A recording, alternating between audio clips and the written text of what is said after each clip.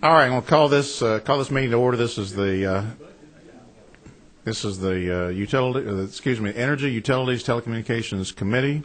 Yesterday we had before us Senate Bill 30, and it was assigned to a special subcommittee chaired by Chairman Geisinger. Chairman Geisinger, I recognize you. Thank you, Mr. Chairman. The committee met and has voted out committee substitute to Senate Bill 30, which is LC 284799S. All right, thank you. I do want to give the members a chance to look over the substitute, so take a minute or two and look over it. I'm going to call on, Chairman Geisinger, would you like to give a brief presentation of what it does, or would you defer to Chairman May, or you can proceed with that ever how you like? Mr. Chairman, I'll defer either to counsel who redrafted it. If I may, I'd like to confirm this isn't the bill I drafted. Okay. This is not the bill you drafted. No. Then how did we get it? I mean, it does the same thing, actually. Is it? Yes. My LC number on it. That's Okay, this is one I think was drafted within. Okay, I didn't know that you were. Who was the counsel that it was probably Lanier. and he added. I think he only added 2 words to it, and that was. That is Jeff's number. Right. I just wanted it kind Okay. of caught me off And, guard. and the 2 words that were added were state of. State or, excuse me. All right, you had me kind of scared. State or on line 85. That'd be great. Let me turn your mic. What's your mic number? 1. After, honestly, probably trying too hard to come up with a complicated solution to the constitutional uniform application issue, and after putting in some work, and I need to probably credit Wayne Allen more than myself and Jeff Lanier as far as the analysis. This, we believe,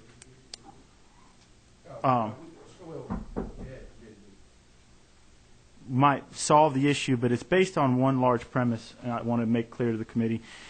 The premise that the fact that the 40-some-odd counties that needed to be carved out pursuant to the specific cross-reference needed to do so to be in line with to be in compliance with federal regulations. And on that premise, if that's true, by simply because of because of preemption, by simply exempting out any situations where compliance with the state statute here would not allow them to be in compliance with federal regulations, then by effect what you've done is pulled out those counties. Because preemption is preemption. What this does, it might be the case even without this language, but what this does is put on the face of the statute language that clearly states if there's a situation, a county in this case, that can't comply with this because if they comply with this, they're actually against or in contradiction to federal regulations, then they're just pulled out from it. Okay. Thank you. Let me, if you would stay right there for a second, I'm going to read a little diagram or shortened version of this, and you tell me if this is basically what we're doing with that amendment relating to protecting the quality of gasoline sold in this non-attainment area. And this relates to, on page 3, section 2, any supplier which supplies gasoline from a terminal to a distributor shall offer to supply the distributor with gasoline that has not been blended with fuel alcohol except as otherwise necessary for purposes of complying with state or federal law or regulations. Isn't that pretty much what it really says? Yes, sir. Okay. Okay, so we have that, and of course this has a little refresher. This bill is about allowing distributors to blend alcohol or ethanol with gasoline that they buy at the terminals. In other words, they can put they can have the gasoline put in the tanker, and then they can put in the amount of ethanol that's necessary to get the correct blend, with the exception of what we just read in this section 2, which I had several members had concerns about not addressing the issue of the non-attainment area. Now, Counsel, did you have more you want to say on that? I mean, just based on the testimony and the conversations I've witnessed from y'all, I mean, I came to this party a little late, so I've had a real kind of crash course on this stuff. But I think I need to emphasize that the only way, I mean, this is based on the premise, again, I just want to reiterate, based on the testimony I've heard, that to be in compliance with the non-attainment regulations, it's going on the premise that to have pure gasoline and non-mixed gasoline in those 40-some-odd counties would be contrary to what the federal regulations say. If that premise is true, then this language will, in effect, pull those counties out. Okay. If not, then becomes a policy issue beyond federal compliance, and just that should the competition be in that area. Okay, but, thank you. I'm sorry. Go ahead. That was all. I just wanted to emphasize that this doesn't necessarily 100%. I wasn't able to isolate any specific language that, verifies that compliance is an issue there. It's just going based on the testimony I've heard. This should fix it. I understand. Thank you. Representative Lucas. If I read the language right, I think what we are saying is, even on those non-compliant areas, those areas you keep talking about, if you're the distributor and you don't comply with state or federal law and you're in that area, then you cannot use your gasoline based on what I'm reading. No, sir. All right. What this does is basically say it's going on. There's a federal regulation. The federal government has established that these 40-some-odd counties, through also the Department of Natural Resources and EPD, have not attained the clean air specifications of the federal government. Therefore, what this is saying, if compliance with this statute, which is to allow the mixing that the chairman has referred to, would in effect make those counties violate the federal regulations to which they've been pulled under, then they don't have to do this. Everywhere else in the state or anywhere else where it's not in conflict with federal law, then this law applies. All right, let me ask you this. Are there federal regulations and a federal law for these folks on non-attainment? Yes, sir. All right. But is suitable for blending with fuel alcohol, except as otherwise necessary for purposes of complying with state or federal law or regulations. Now, are you saying that the distributor can violate federal law and federal regulations? No, sir. Because anywhere else beyond those 40 counties, they won't be.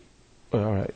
Well, does this allow distributors to violate federal law or regulation? No, sir. I'll give you an example. If I'm not mistaken, this is the most clear example. Fulton County is probably a non-attained county. It is. Bibb County is not. Almost. As of right now. In Fulton County, they couldn't do this because if they were to do this in Fulton County, they'd be in non-compliant. They would be in violation of federal regulations. In Bibb County, because they are not pulled under the Clean Air Act, it would be fine. So you're telling me the ethanol and mixture of fuel not used in Atlanta? If I'm understanding the issue correctly, nowhere in any of the 40-some-odd counties can you get gas, at least at retail or even by any supply, that doesn't have ethanol.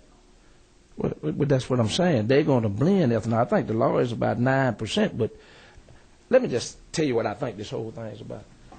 And that is a distributor. Say if you're BP, you buy for BP, you got to buy BP and they've already blended for you. If I'm saying a local supplier or distributor, what I'm saying is I follow the law, but I might be able to get mine blended cheaper than going directly through the major guy.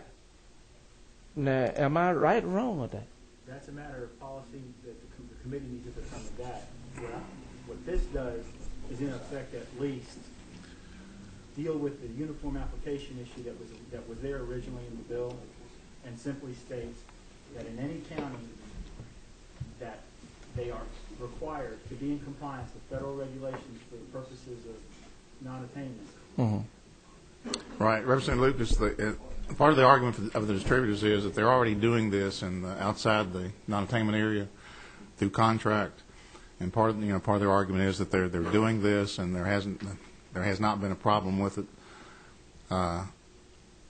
However, that those areas that they're doing it in are not in this non-attainment area, and I think when you have this, you have the situation here where federal law and regulation mandates how the fuel has to be blended, and it relates to the air quality. I think gets into a different issue, and that creates a real problem with potential quality problems with the gasoline that you buy if this were allowed. That's what this does. It would continue to allow them to do that in the areas outside the non-attainment area. This language, the way it's crafted, would prevent them, which is exactly what I want, from doing it in the non-attainment area. If they did not comply with federal or state, federal law or federal regulations or state law. Well, I don't think that's exactly what it says, no. I mean, you're a lawyer, man. Now, look, I'm just a lay person. I really want to understand if you put in there on line 84, except as otherwise necessary for a purpose of complying with state or federal law or regulation. So if I may. Okay. Everything from line 81 all the way through the word except on line 84 establishes what will be done by this code section. And in short, shall offer to supply such party with gasoline that has not been blended, so but is suitable for blending with fuel alcohol. Okay, so that's basically saying that this code section mandates that this will be done. But then there's a comma and an except. So that's a qualifier. Except as otherwise necessary for the purposes of complying with state or federal law regulations. So they're saying you don't have to do what we just told you to do. If you did it, you wouldn't be in compliance with federal state regulations. So they're saying, yes, you have to do this, but if doing this makes you break a federal or other federal or state law, then you don't have to do it. In other words, that means I don't come in the non-attainment area. I can't sell you my gasoline. Excuse me? I said that means I can't come in the non-attainment area and sell you my gasoline if I don't have the right stuff. That's what I'm asking. That could be accurate. Okay. That's a separate policy issue. Yeah, but that's what I'm saying. I mean, but those who sell gasoline in the non-attainment area have to meet certain requirements. Right. And the Department of Agriculture also goes by and check the tanks. You occasionally see the truck out there with the gasoline where they pull it out. So I thought that's what this would do, is to basically say, if your stuff don't meet the federal regulation, the federal law, you can't go up in non-attainment areas and sell your gasoline. They can't sell gasoline. I'm probably missing your point, but they can't. Nobody can sell gasoline in this non-attainment area now unless they do meet the federal. That's right. what I'm saying. Right. That wouldn't change. That doesn't change. How business is done in this respect. Oh, I'm sorry. Whatever is going on right now with the purposes of how this is done will continue to work that way after this law becomes effective in those areas. Okay, so in the 40-some-odd counties, the way things are done right now will continue to go. Now, one thing I probably should add is this doesn't close it to that group, and that's the reason it's okay. If Bibb County were to become designated as non-attainment, as a non-attainment county, it would be pulled into this. Okay. All right, thank you. We do have a couple more questions. Let's see, is it Chairman A? Thank you, Mr. Chairman. At the appropriate time, I'd like to be recognized to make a motion. Thank you. I will let you know. Not time yet, but thank you. Looks like Chairman Amerson.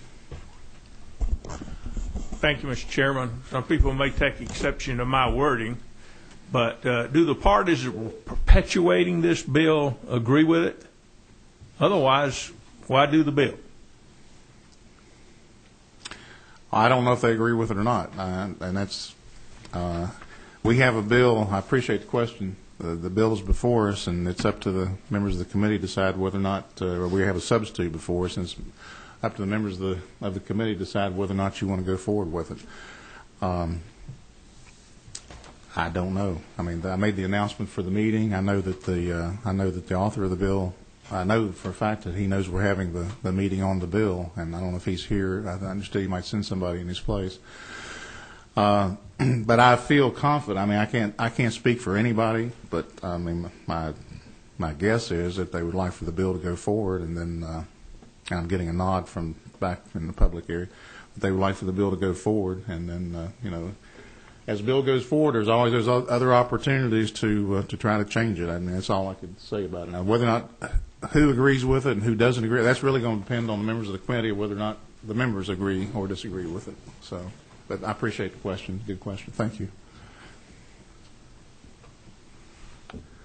And we still have some questions here. Number 12. Yes, sir. Thank you, Mr. Chairman. One question, clarification. I know we have a substitute in front of us, but, and pardon my tardiness, what substantively changed from our meeting a day ago or a couple of days ago? Okay, that's a good question. It's the two issues that the chair had brought up yesterday, and that is the one we've just been discussing, the one about the protecting the quality of the gasoline sold in the non-attainment area, and the other is on the last page, starting on page 3, I think it is. Mm-hmm.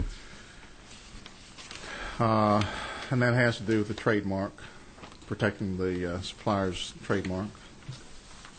And those are the two issues that have been brought up yesterday. Okay. That the chair had concerns with and didn't want to go forward with the bill unless those two issues were addressed. Those were the two amendments that were on the floor. Those are the only two. I don't know. Okay. The floor. Well, I mean, those are the two amendments that we had before us at our previous meeting. Right. I think that is correct. However, the bill since then has been sent to a special subcommittee, and this is the substitute that the special subcommittee has brought back to us. Thank you, Mr. Chairman. Thank you. Representative Horn. Okay. I've got, as I read this, does this mean if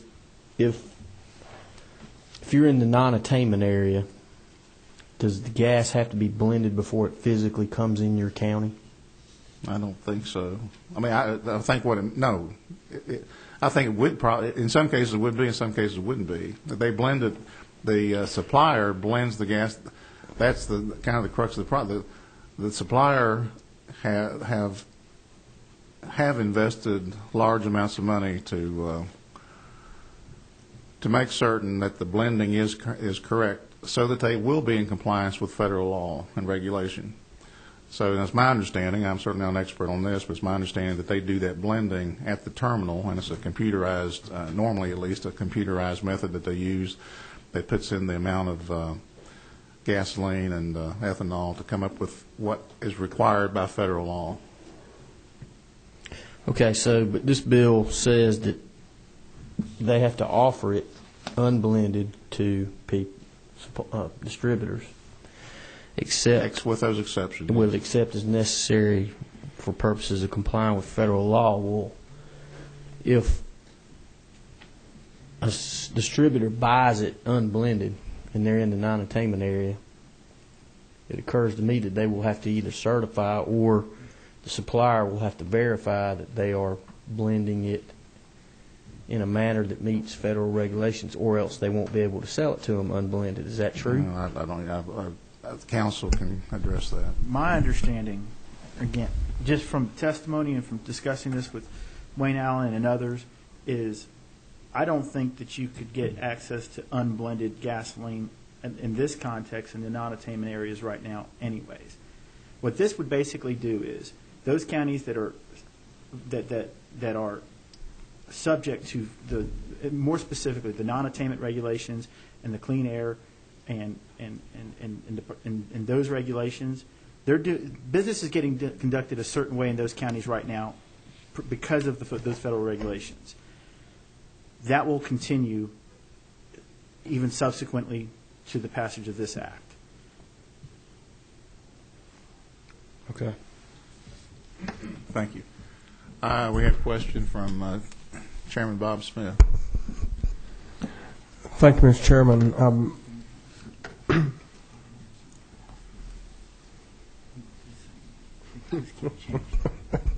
That's funny.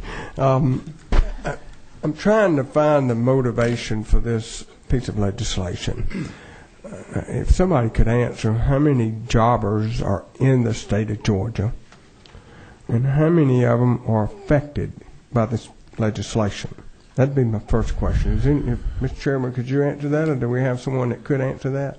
Chairman Smith, I appreciate the question. The chair does not know, and with no intention at all being flippant or anything like that, I don't think, as it relates to the legislation you have before you, it makes whether it's one or whether it's 201 or 1,000, it makes no difference.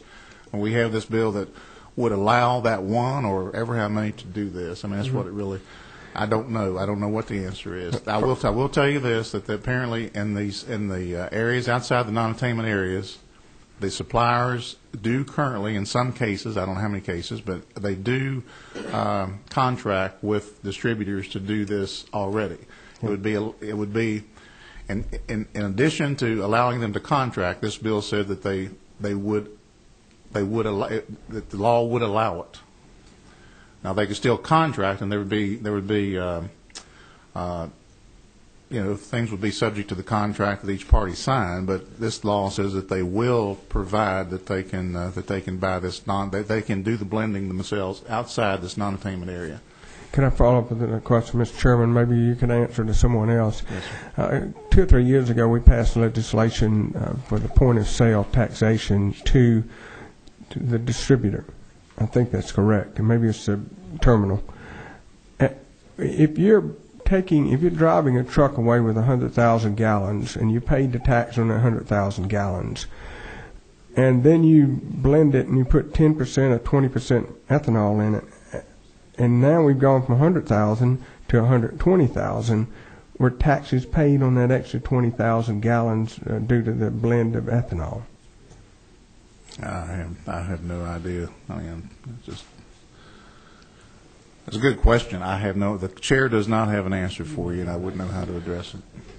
Thank you, Mr. Chairman. Thank you. Okay, we still have a couple more questions. I'm hoping we can move on. I know people have meetings to go to. This is an important issue. We want to take it up. We want to explore it fully, but we do probably need to. I think this is probably the last day that this bill could get to rules and still be considered. Representative Lucas, you have another question? Okay. Representative Loudermilk.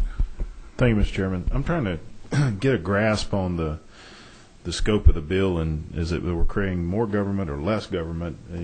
I guess first question I have is, without this, is there law in place that is prohibiting the jobbers from mixing now? Or is there a current law that prohibits them from doing it, or is it just the fact that the distributor, I guess I'm using the right term, or the provider doesn't sell them the fuel capable of being blended? Chair will try to answer that. Currently,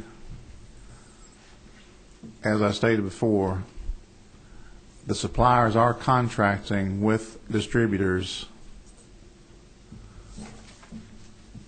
to do their own blending and then carry that blended gasoline that the distributor blended to stations. So therefore, it's not against the law. I don't think there's anything in the current code that says that it can't be done because they're contracting to do it anyway. You raise a good question. In fact, I'm going to ask counsel if he can address that. I believe, Mr. Chairman. Okay, well, let me go ahead and turn your mic on. What number? Number 16? Number 16. I believe we learned the other day that it's the Department of Agriculture's rule that 84-octane gas can only be sold in the non-attainment area. And it was my impression that the state people would like that to be sold to them in some other areas. So if this stays in effect the way it is now, and they are not allowed to have 84 octane gas at some other location, and they can't buy it in to separately blend in the non-attainment area, we're back to my question to start with, which is this bill needed? Now, if they can get 84 octane down in Macon where they can blend it, that'd be great. But under today's Department of Agriculture's ruling, they can't sell it there. Okay. Mr. Chairman? Can I? Oh, I'm sorry. Mr. Chairman? Yes. The only thing I could think of that might go to Representative Loudermilk, and maybe part of the issues on line 82, it's just one simple word, and maybe it's that shall there, where it's a shall offer to supply that this statute would mandate that offer and that it be available rather than the marketing agreements or someone going seeking out. It would be mandated outside the non-attainable area that this be available, and that I guess I think that might be the key to this. There is a mandate here. Right. I think you're exactly right, and that's why we need you here. Thank you very much. I appreciate that. Does that answer your question? I think so, because as I read, especially 81, lines 81 through 86, it appears that we're establishing more government control over private industry by telling them that they're having to do something. And so when we do that, I want to make sure there's a good, compelling reason that we're instituting more government over the free market. And, if it's a policy of the Department of Agriculture, I'm wondering, should we address that instead of putting more control over industry? Okay, good question. I mean, that's a question I think everybody's just going to have to consider and make their own decision on. A good question, though. Representative Lucas, do you have another question? Yes, Mr. Chairman. What the attorney just said, I'd like to make a motion that we change whatever you just said to do that. That's what it does? That's what it does now. Okay. Okay, thank you. Chair recognizes Chairman of the Energy Subcommittee, May. Thank you, Mr. Chairman. I would like to make a motion that we do pass SB 30, LC 28, 4799 by committee substitute. Okay, we have a motion. We have a second. Any discussion? All in favor of this motion signify by saying aye. Aye. Any opposed saying no. Motion carries, and House Committee Substitute Senate Bill 30 will be sent on to the House Rules Committee. Thank you. This committee meeting is adjourned. Thank you.